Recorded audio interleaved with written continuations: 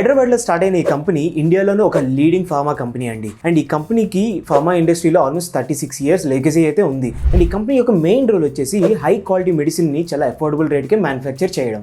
1984లో doctor కే అంజిరెడ్డికి చాలా పెద్ద dreams అయితే ఉండేవి. అతను ఒక యంగ్ సైంటిస్ట్. అతని గోల్ ఏంటంటే అందరికీ మెడిసిన్ అఫోర్డబుల్గా అందేలా చేయడం. అండ్ ఆ గోల్తోనే డాక్టర్ రెడ్డి ల్యాబొరేటరీస్ని అయితే స్టార్ట్ చేశారు. అండ్ ఈ కంపెనీ ఈ రోజు ఇండియాలో ఒక లీడింగ్ ఫార్మాసిటికల్ కంపెనీ. అలానే 1990sలో ఈ కంపెనీ ఒక బోల్డ్ స్టెప్ తీసుకొని ఇంటర్నేషనల్ మార్కెట్లోకి ఎంటర్ అయింది రష్యాతోని.